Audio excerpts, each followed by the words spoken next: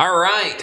Hey. Hey. Hey. Hey. It's football and other F words, and it is day 2 of Senior Bowl practices, and we've been down here covering them. We're going to empty out the practice notebook. Why not? I got a couple of pages here of notes to talk about the national team and American team. But first, we got to make a note of Lions Ford in Lewisburg, Tennessee, lionsford.net. Get the most bang for your buck on a trade-in. Get the best deals on used cars. And get every discount you qualify for.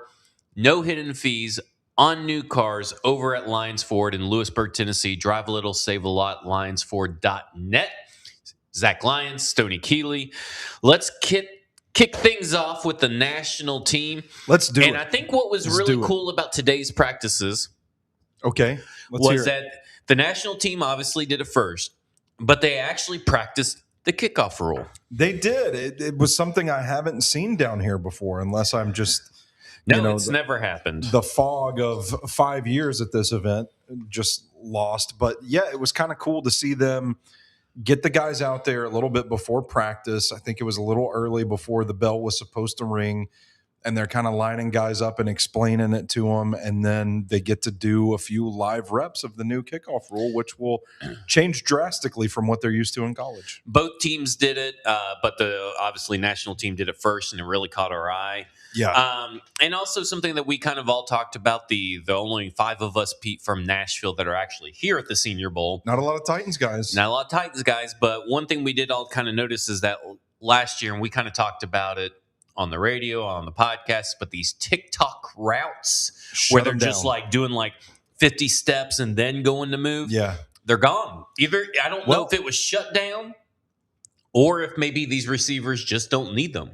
I would assume somebody got in their ear and was like, hey, they're making fun of y'all on Twitter for this. Yeah. So you got to stop this. You got to shut this down. But whatever the case may be, we have seen it effectively shut down. That is true. Can I say something real quick? Sure. I just want to open it up to the people that are watching with us live or on wherever. If there's a player that you have a question about, just ask us. Drop a name in a chat, and we'll weigh in on it at some point if we have anything to add about that player. There you go. I do want to start off with a player that you've also, I think, talked about, if I'm not mistaken, that he's hard to guard. Hard to guard. Is that Colin Lacey? Is that who you said that about? That is not who I said that about. Well, guess what? He's hard to guard. Cyrus Allen, the Cincinnati wide receiver. I knew it started with the C. Yeah. Colin Lacey today in the national team, just going into individual performances, I thought had a pretty good day. He seemed hard to guard. I think what was interesting was that his Louisville counterpart, Chris Johnson, who had a bad day yesterday, trended up in the middle of practice and all of a sudden just skyrocketed back down to earth. That's a guy that has been instead of a bad day, he had a totally uneven day. And maybe that means tomorrow he'll have a good day. Solid day. That's the trajectory right now. Yes, because Tyron Montgomery, yet again, posterized Chris Johnson this time. And I think my big thing in this particular wide receiver group that's here for both practices is that the smaller guys kind of rule, and they are just as physical as the bigger guys. I mean, like you're talking about surprising, yeah. We're talking about, who did I just say? Tyron Montgomery, not Tyron Bergman. Tyron Montgomery, Lewis Bond is another one that is being a feisty and making some tough catches, and Kevin Coleman Jr. I would say you talk about the physicality. Josh Cameron too. He's like built like a running back out there. That it's the weirdest build for a wide. He plays like he should be like 6'5", 220 or something like that. Almost at 280, and I'm like, not too many receivers at 280. Bustin' Diamond in the chat. I would say, because I know he's an Iowa fan, I think the best Iowa player I've seen that's out here is TJ Hall. And what I found, the cornerback out of Iowa, what I have found over these last 2 days is that he just has ball instincts. He knows when the ball is in the air. He knows when it's close, whether he's reading the receivers or it's just an internal clock kind of thing. He almost had an interception today, but he is always turning around, looking at the ball at the perfect time. And I don't know if that's something that's coached or if it's an innate ability, but I've been pretty impressed with TJ Hall. He has a very savvy quality to his game. It's like he just doesn't panic, and he's got a great feel. Like, we were kind of talking about this in the parking lot of the stadium. Like, you can have a feel like that internal clock. To see a guy that has that clock ticking in real time as he's trying to execute his assignment, guard somebody, understanding, okay, time is passing, and the more time that passes, the more likely it is that the ball is going to be arriving to this target, and turning around to make the play. He's a very instinctual guy, very savvy guy. I've been impressed from the tape that I've watched from him so far. Not really surprised to see him thriving in this environment. In a week when, man, I don't know like how many defensive backs are out there routinely winning. I mean, it's almost as if the drills favor the wide receivers. Yeah, it's kind of crazy. Again, I thought that maybe the defensive backs would put up a little bit more of a fight than they did because they got to have one full day going up against the wide receivers. And typically you kind of see a little shift. Yeah. And while some defensive backs did have a better showing, I would say that even Colton Hood took a step back. I thought Jalen McMurray took a step back.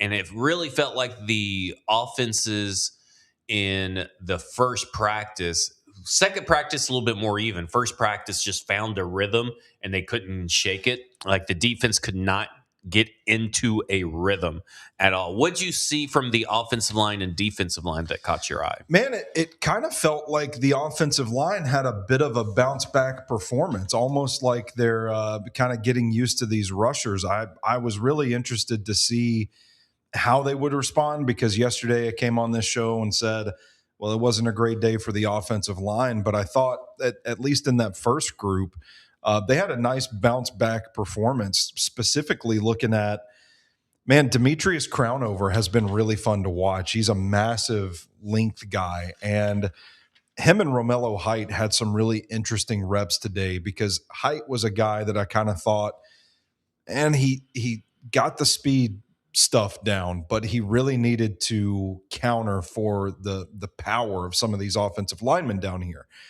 And so when he kind of had that wake up call where we're not running around in circles seeing who can move the fastest anymore, right, there's actually somebody in front of us. That rep that was that wake up call that I talked about on last night's show was against Demetrius Crownover, where he just like smacks into the brick wall and welcome to the Senior Bowl kind of moment. How do you respond to that?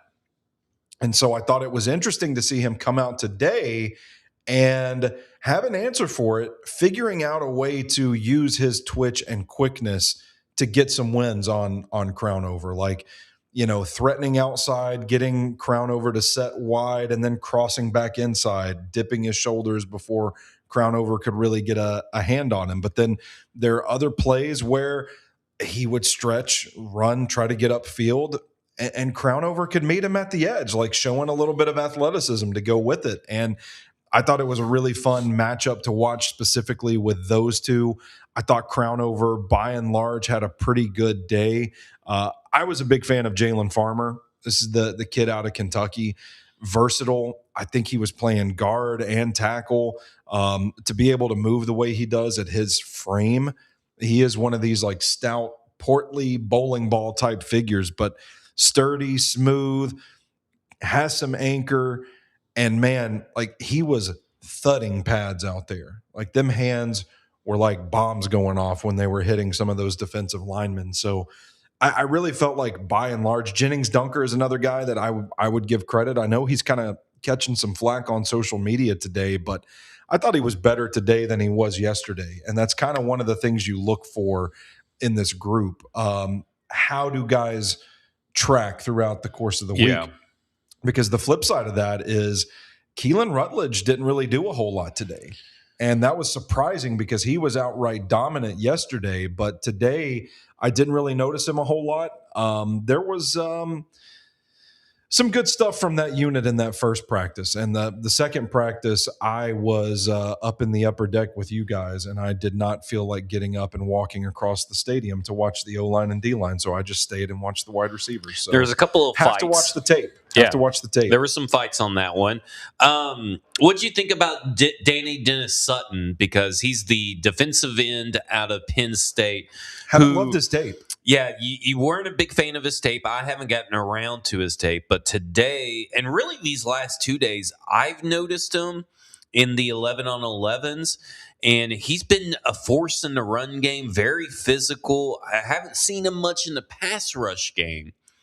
But what have you thought about the day? Because it kind of felt like Romello Height and Danny Dennis Sutton both kind of showed up today on the national team from a defensive end perspective. Yeah, for sure. I thought it was sort of an arrival of sorts for Danny Dennis Sutton today. I didn't think he made a lot of noise yesterday, but today really took advantage of the opportunity. He is kind of a straight line, big, thick power rusher, which again, I echo is like the flavor of this class this year. There's a lot of these guys down here, but I thought he showed some pretty good consistency today. Had a nice swim move inside on, I can't remember which tackle it was, but created a pretty much instant pressure on the quarterback. And that is a guy that when you look from day one to day two, stock is definitely heading up on. And I can't believe I didn't mention it when we were talking about the offensive line. Alan Herron, the tackle out of Maryland, he's got some smack to him. He's fallen in love with another Maryland tackle. I'm going to fall for one of these Maryland tackles, but he's a smooth mover, big guy, played with some strength. Really fun to watch him as well. But yeah, Danny Dennis Sutton, a riser after today's practice.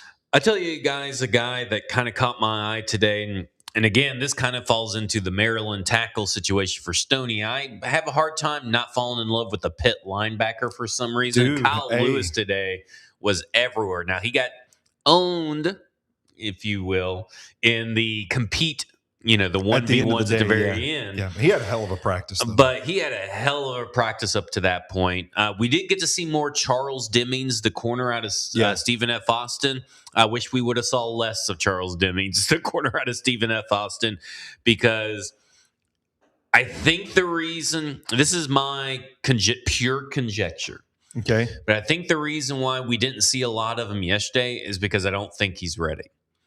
It doesn't seem he is taking to whatever's going on in the classroom or I guess in the playbook because he looks very hesitant and unsure of where he's supposed to go or be once the ball is snapped. Man. But he has the athleticism. He has the size. He just needs to learn to play corner. Well, you know what? You got 3 days down here, buddy. That's true. You got 3 days down here. I tell you a guy that I just can't, I can't get over him. Who? I just can't get over him. Who? The Baylor wide receiver, Josh Cameron. He does not look like a wide receiver. He doesn't, man. He is not built like a wide receiver. He is just weirdly built. To be playing receiver, I mean, it's almost like it's not even like a running back's build. It's like just a disproportionate, like, I don't know how to describe it. It's almost like a safety. He almost looks like a safety. Yeah, it's weird. He may be built like a long snapper. Built like a long snapper. Yeah, maybe that's a good way. Maybe I think that's what it looks like. Yeah. But he has easily the strongest hands, and I don't think he's not catched the ball thrown his way. No, he's won a lot of reps. It doesn't matter if it's off target, unless it's wildly off target. Even if it's low, if it's too high, if it's too far right behind him. Strongest hands in this class. He's one of those guys where you get here, you see him play, and you're like, A, how have we all not been talking about Josh Cameron up until this point? Yeah. And B, I got to find some beautiful Baylor footage. Roll that beautiful Baylor footage. He's a scrappy guy. They've had him at returner this week as well. They've also had him working on special teams, running through the drills as a gunner. One rep that we saw yesterday actually drew some oohs and ahs from the coaching staff when he ran it. Evading contact, getting downfield, that sort of thing. Like, This is just a football player that kind of reminds me, not like stylistically or anything, but just as far as utility goes, kind of like the Bryce Oliver role that the Titans have. Now, I'm not saying that the Titans need another Bryce Oliver, but I'm saying like this is a pretty versatile guy that can do several different things for your football team. Line up everywhere. He's just been. It's one of those guys where you're just watching. You're like, man, that's a dude. That's just a football player. Yeah, it's a dude. You don't really know exactly what he is, what he'll be at the next level, but you know he's going to compete, and he's going to. It makes you just want to go back and figure that out, right? Yeah, like you want to go back and watch the tape. We were talking about to Drew from Iron City Film, and he said this. We were both like, we want to go back and watch. That's like the first tape you almost want to watch. Yeah, for sure. I thought the other wide receivers like Caleb Douglas and Reggie Virgil, they were the same as yesterday. No real growth.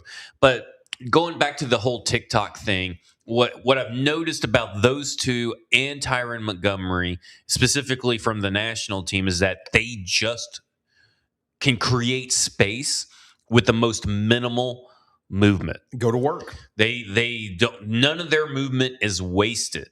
None of their feet movement, their head and shoulders, everything is to make sure that they create space, even after they already have it. Like Tyron Montgomery can get space from the get-go and has a guy playing off of him, and then he somehow makes a move, and that guy still continues to go upfield, even though Tyron Montgomery's nowhere near him. Yeah. Like, he creates additional space. And that's something that I've noticed from all of these wide receivers, is their ability to manipulate and create space. And I think that's so rare to see outside of, the red zone drills. Yeah. Like, it's so rare to see that in the middle of the field, out in the out 40 or 50 yards out.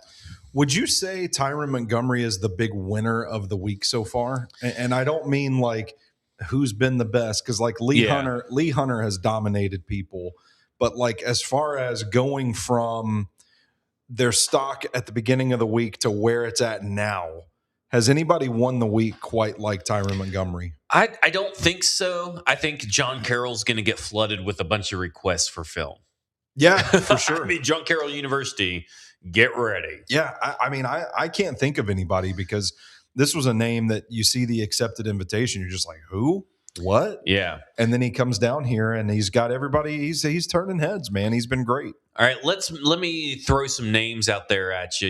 You already mentioned Lee Hunter, so we're not going to do that. I want to wrap up the national team here. I just want to say, Lee Hunter, just go home, dude. You have nothing left to prove. There you go.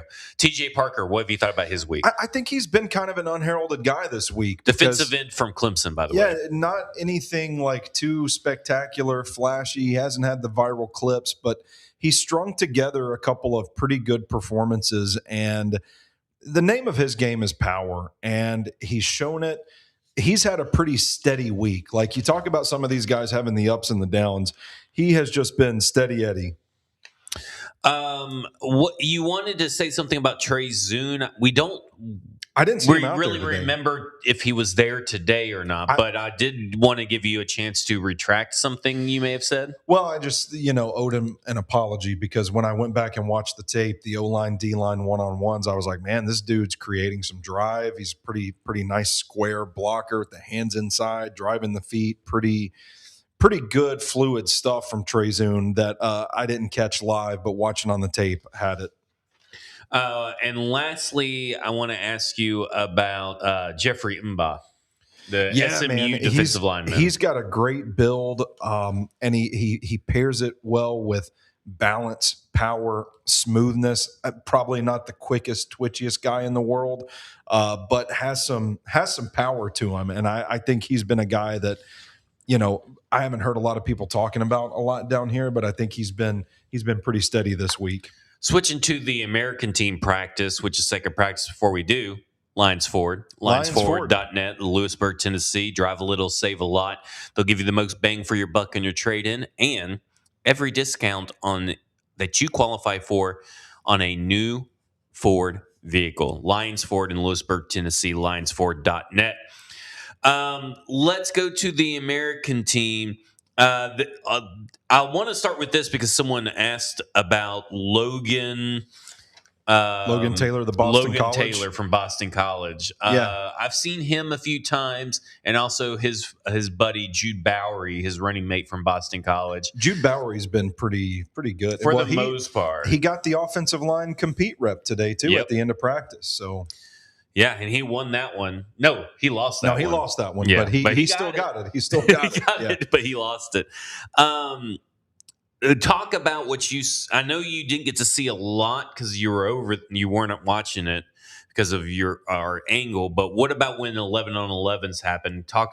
Through us what you saw in some of the team drills. Some of the team drills, really, man. Logan Taylor has been a guy that I've only jotted down a couple of times, honestly. Like, just hasn't really caught my attention a whole lot just yet. Some of the guys that have been JC Davis from this practice, and I don't even have my list in front of me. I don't even have the right list in front of me. Jeremiah Wright, the guard from this is the American team. Yeah. Jeremiah Wright, the guard from Auburn, has caught my eye. Fernando Carmona, I like quite a bit. He's been a little iffy. I tell you, man, I don't know. It's not an inspiring offensive line group, and I didn't get to watch them today. So it's great analysis. There you go. Did you? I mean, in the 11-on-11 drills, I mean, you were taking notes. Were you only focused on wide receivers and linebacker? This is a question I probably should have asked before we get on the air. I was watching the edge rushers. I wasn't really paying attention to who they were up against. Okay, well, screw the fat guys. Let's talk about the edge rushers. What did you see from the edge rushers in team drills? Well, let me try to translate my notes here because I just jotted down numbers. You know what? I should have just said, hey, Zach, let's just take 5 minutes so I can translate these real quick. I would say, man, you give me a number, I'll tell you who it is. Who? This is terrible. Absolutely terrible. I will talk about Gabe Akis. That's 52. Because I jotted 52 down quite a bit. Had a good sidestep around JC Davis today. I thought he continued. He built a good foundation yesterday. I thought he followed it up with another good performance today. I can't remember who else is on the American team. So I'm just going to have to – I don't know, Zach. What do you have? Do you want? I mean, I said you could just give me a number. I've got it right in front of me, but it's not organized by position. It's organized by. Okay, so Xavier Sori, who is number 32. That's the linebacker. That's a linebacker from Arkansas. Mm-hmm. He made play after play after play after play after play in the one-on-ones, team drills, doesn't matter. I think he even came down with an interception, if I'm not mistaken, at some point. He did. I know that also my boy Skylar Thomas came down with an interception as well, safety out of Oregon State. Those are two guys that have really popped.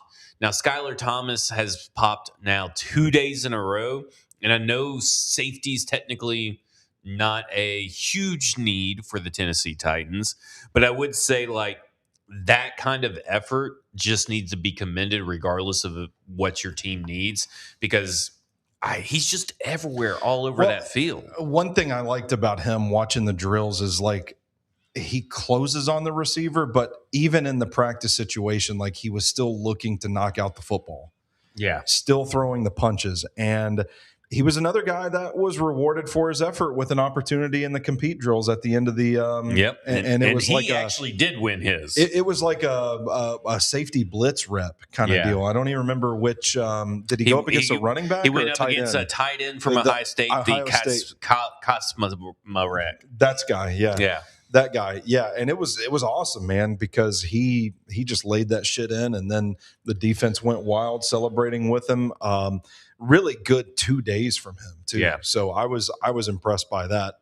Speaking of a guy, while I let you find all your numbers and stuff, Ephesians Prysock out of Washington. My Lord, I can see why Washington fans call him Prylock. Ooh. Because I don't know if anybody caught a ball on him today. I can't think of one. Maybe one. He had a good rep. I think it was against Malachi Fields where they put like big on big, and he stuck with him. It's an outbreaking route. These drills are really hard on the corners because the wide receiver obviously knows the route and there's nothing but space to work with because there's only two guys on the field at the same time.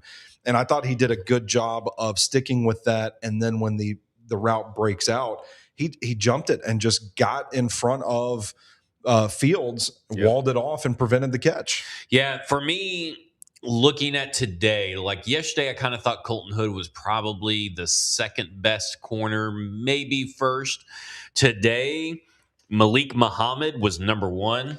Jotted number 7 Ephesians Price Sock is number 2. And I may be tempted to switch them. They may just be tied. But Malik Muhammad was just, I thought, for the most part, was pretty flawless today. He was yesterday. He was on the other side of the field where we can't really see, and on the other side of the 50, I guess you would say. And then over here, we got to see him a little bit more and he was just physical, even in zone or off coverage. He was just always around the ball. A couple of pass breakups today.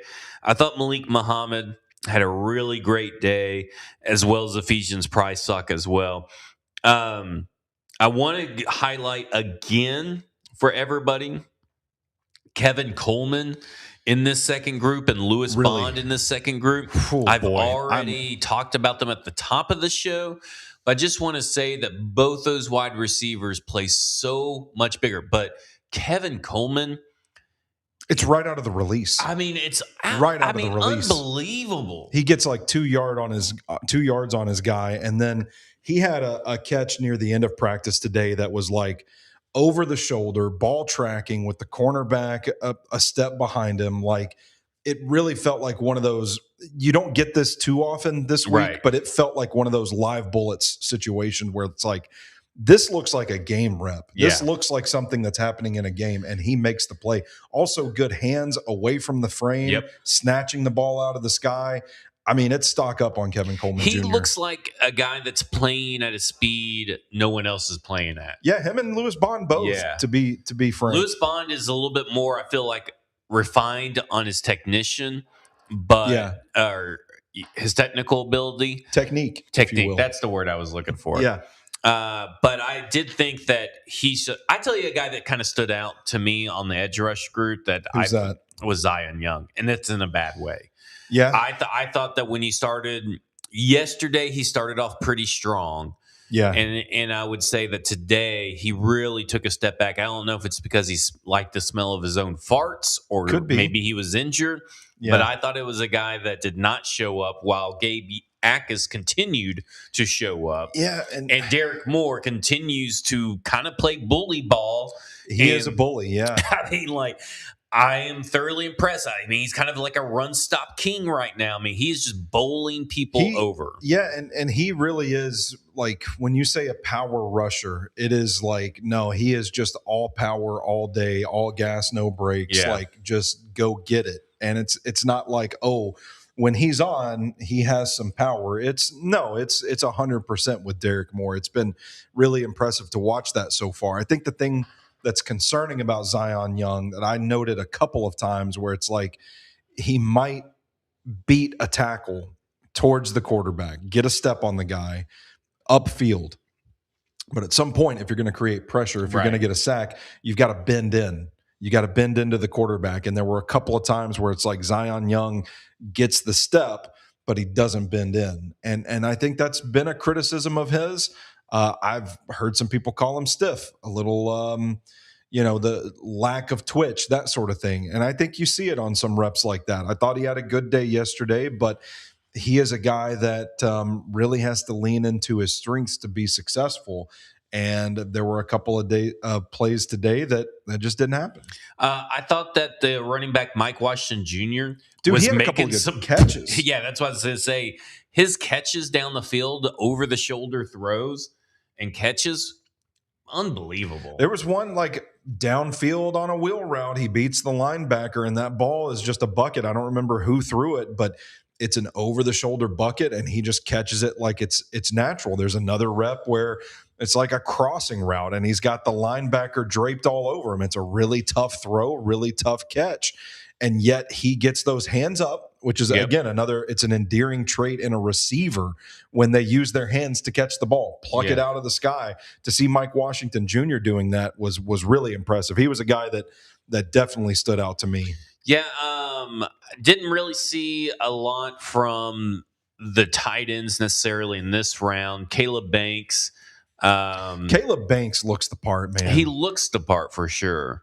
I thought he was smooth today. Yeah, and I didn't really notice Grayson Halton a lot. That's a guy that I'll be looking for in our practice film tomorrow morning. He was dancing to Getting Jiggy With It before practice started. There you go. So I feel like he's a vibes guy. Well, he knows good music. Anybody else that we may have missed just looking through it? From the American, or are we just going? We're done with the national. Oh, I had 3 more guys from the national. Oh, well, you could talk about them. We didn't talk about this show at all. We just went live. Yeah, well, I did ask. I asked you if you were ready.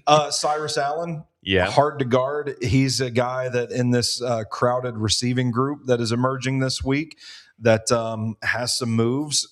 Could be a late option. Pretty fun to watch. I'm going to talk about my little slippery boy, Aaron Anderson, wide receiver out of LSU. Yeah, little guy, but man, he can go. They had him out. He's your little slippery boy blocking on a Mike Washington Jr. run, like returner energy, that sort of thing. But he is speed and slippery.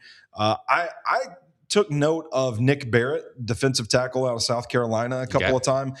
Kind of slow, but pretty smooth and pretty strong. Good technique, batting down offensive linemen's hands, that sort of thing. I really liked. You know what? Let's just go home then, because I don't see any of these other names that are popping to me right now. Well, the tight ends. I mean, where are you at on this tight end class on both the American and national team? Now, obviously, there's a lot of tight ends that are well beloved that are not here. But of the tight ends that are here, is there anybody that kind of catches your eye? The kid from TCU that made that DeAndre Rogers. DeAndre Rogers made that incredible catch in the one-on-ones earlier today. He's been awesome because he's been getting in with the offensive line on some drills as well, getting some reps there. It's not like the most mind-blowing stuff, but it's like, okay, he's getting out there and he's competing. He's doing a lot of different things. I don't know the name of the guy from Texas A&M, but Nick Brockmeyer or something like that, right? Yeah, something like that. He has been he's been a dude. And you know, maybe not so much for the playmaking ability, but just feisty as a blocker. And I kind of look at that as the sort of skill set the Titans need in that room right now. He's been really gritty, really nasty, getting into the blocks. Borkercher, that's it. Yeah, I remember it now. So I'm not really all that impressed with the quality of the tight end group. I think it's reflective of this class of tight ends as a whole. But I do think there are a couple of guys down here. Sam Roush out of Stanford is another guy that I jotted down a couple of times. Really good frame, really good size, can move pretty well. But, you know, just haven't seen those wow plays from the tight end position this week. Anything from Kieran Crawford? It was kind of like yesterday. There's a lot of potential there, and he moves really well. But I don't know. At one point, I looked over at you and I said, are the edge rushers being asked to not rush? Because when they're running the team drills, there was a lot of burst, the ball snap. There's an initial like push, but then the guys just stop. And it wasn't just, I noticed it with Zion Young. I noticed it with Kieran Crawford. And I'm just thinking like, man, I don't know like what these guys are doing, if they're being coached to do that or what. But Crawford did not do a whole lot today that really caught my eye. All right. I got us a question before we go. Okay. So this is a Senior Bowl adjacent question. This is from a listener. Okay. And it is from Ian McCabe. Okay. And it says, do you think any of the edge defenders at the Senior Bowl could be legit day one starters as rookies, not day one draft picks. Day one starters as rookies. Man, I don't think so. Who would be the closest to that in your mind? I'm really high on this edge group, but I should preface that or qualify it with they've got a lot of specialists. Like there's a ton of guys that I could see being valuable contributors to a rotation, guys that I could see being a quality number 2 if you need a little power in your room, if you've got a good edge rusher that needs a good solid running mate. There's a guy in this draft class for you, but I still think that there's a lot of guys that have a very specific skill set. And I think if you're talking about like the versatility aspect of it, I don't know that there are enough guys down here with robust enough skill sets that I would confidently say, yeah, that's a week 1 starter in the NFL. I think, man, I'm trying not to buy the hype, but Derek Moore has probably been the most consistently good. Him and Gabe Akis, I think, are probably the two that day 1 and day 2, they have been the most consistently good. I would say if there's anybody in the group that would probably get the chance because he's probably going to be drafted highly enough to do it for a team to invest in, I'm thinking it's TJ Parker. Yeah. Because he hasn't had a bad week. And he's got the long arm. Yeah. Maybe it's Romello Height. Romello Height was kind of considered a fringe first rounder at one point. I've seen him in first round mocks still to this day. Those two guys are like, well, if you need their skill set, you're probably going to have to draft them where you would typically draft your week 1 starters and contributors. But as far as the performance on the field, it's hard for me to not say that Derek Moore's probably been the best guy. Derek Moore and Gabe Akis have been the 2 best guys down here. I would say that like maybe the quickest way to be a day 1 starter if you're a Senior Bowl player in this particular edge group is how you play against the run.